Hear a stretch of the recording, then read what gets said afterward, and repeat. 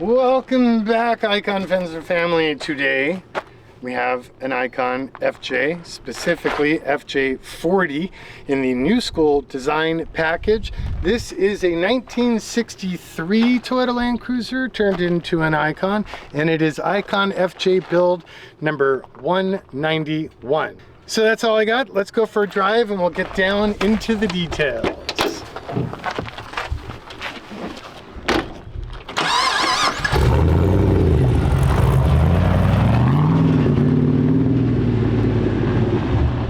When we get to do the new school design package, but with these more retro colors occasionally.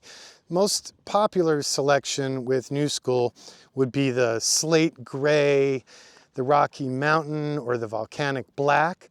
But this particular truck is done in our slate blue, which is just gives a little nod to sort of mid-century color palettes, and I think it also complements all of the black trim that is pretty dominant in the new schools. So I think most of you are aware, but the old school design package is pretty much what it sounds like, in that it's designed to be far more retro and original and old school, versus new school is how we started the brand, which has a more like distinctly industrial design language. Originally, I did that because when Icon first started, the whole resto mod culture didn't exist. So I felt it was going to be really critical for me to design the truck to make people stop and hear our story about how novel our approach is in what we build. I must say though, once the brand really started getting traction, I couldn't wait to launch old school, and I'm glad I have done so. Pretty much sales are, I don't know, roughly 50-50 between new school and old school. The new school has unique dash knobs. It has the Rose and Sun visors, aerospace app, generally runs the Chilowich textile interior. It has the proprietary dual carrier Class 2 hitch receiver rear bumper system with storage, as well as the front bull bar with the integrated lights and Warren winch. With the new school package, you can pick to run old school wheels or new school wheels, but on an old school, you can only run old school wheels. You want to get weedsy on old school details, watch one of the old school videos. You can search by just that term within our channel, and you can dive a little deeper there. So, mechanically, this truck is featuring the 6.2 aluminum block LS-based V8 fuel injection, OEM factory injector truck application intake and injectors, custom front engine accessory drive, and a modified program in the factory computer, but not one of those standalone aftermarket fuel injection systems. Have any of you ever found any of those to work as well as the OEM systems? I'd love to hear so, if that is a fact, but I personally am a big believer in the robust and comprehensive approach of using the OEM electrical management system on any modern engine, really. This client also had the wisdom to have us fit a 5-speed manual transmission. So that is our beloved Aisin Warner AX15. It is a 5-speed with a hydraulic clutch. It is a wonderfully robust yet compact and lightweight tranny. It in turn is sending power through to the Atlas 2 twin-stick shift-on-the-fly part-time 4-wheel drive 2-speed transfer case. The axles on this truck, of course, are Dana-based. You've got high pinion front and rear, Dana 4/4 front with fine spline axles and all the best internals, and in the rear is a Dana 60 high pinion. We are running the optional ARB locking differentials in the front and rear axles with its own dedicated air compressor hidden mid-ship up high on the chassis. You have adjustable sway bars. You have the Fox Racing Sport suspension with the remote canisters that are adjustable 2 rates of adjustment, fast and low speed. Rebound adjustability, those are nitrogen charged. We're running the BF Goodrich mud terrain tires, fit onto the Icon forged US made aluminum wheels. Client chose the body color finish on the wheels, which I think was a great decision on this particular spec truck. I kind of like the simplicity and old school value of that. And it's just, clients can pick from a gazillion different finishes with the old school wheels. The new school standard wheel is a powder coated volcanic black. That finish is standardized. We're running our 7-ply German canvas top. It's running all Nike sourced YKK zippers and monkey balls to keep those zipper heads from rattling around.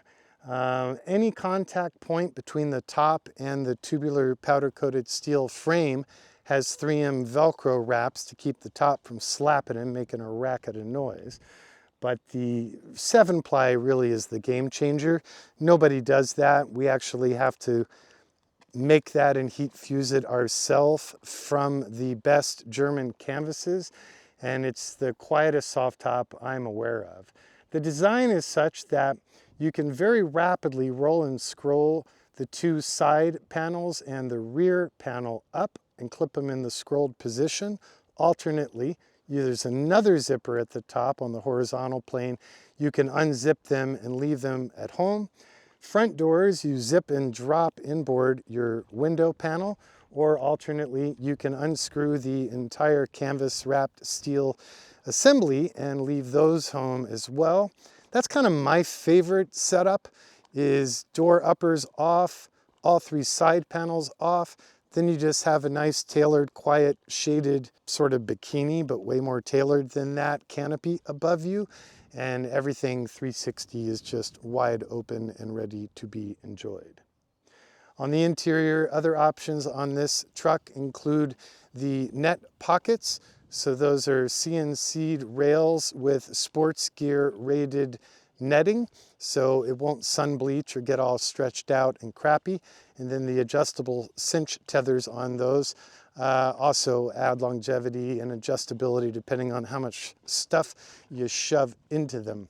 We did the elevated audio system with the Focal K2 speakers with separates, amplifier and bass, which are hidden. You have front speakers, you have rear speakers, and then the bass is hiding under the driver's seat. We have sat radio, we have tetherless CarPlay, we've got great navigation with this 8000 series Pioneer NEX head unit. It also has CD, but I don't think anyone ever uses it. Brakes, of course, we're running the Icon Brembo Sport brakes, so 6-piston front, 2-piston rear with dedicated mechanical calipers for the parking brake. That brake system is further enhanced with a Hydro Boost setup, so that means you're getting the added brake input pressure not via engine vacuum, but more reliably and more powerfully from the power steering pump. So really content with our brake system. Exhaust system on this truck is all mandrel bent, TIG welded stainless steel. It's a single exit system. This client also opted to have us do our ceramic coating on that exhaust system. Now on the interior, the textiles, first time I think ever on an FJ that we've done a red interior. Now the client originally wanted red as in fire engine in your face red. And I sort of I wouldn't say talked him into, but I would say explain the history. The earliest FJs had kind of a pumpkin orange saturated color interior that was kind of cool. So we managed to find our way to this really nice, heavily saturated red interior that's kind of like a Japanese maple tree leaf, I noticed when I had it parked in my driveway. It's literally a perfect match for my tree, but unfortunately, alas, it is not my truck. For the carpets, Chilowich really wasn't going to make sense here given the marine rated vinyl textile decision.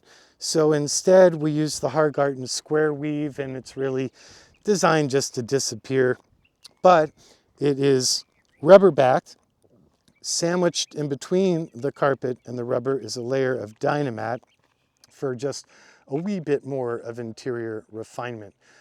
Of course, as with all Icon builds, the entire body assembly prior to final assembly is polyurea coated in a heat room, and that's done after the principal body powder coating is done.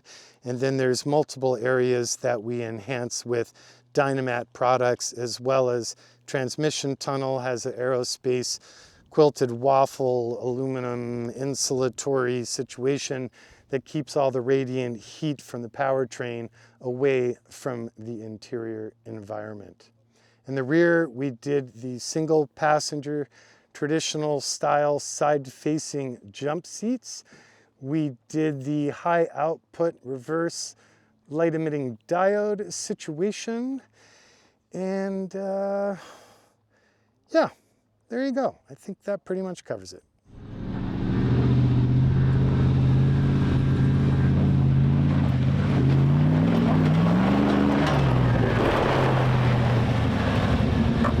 So there you go. That's all I got.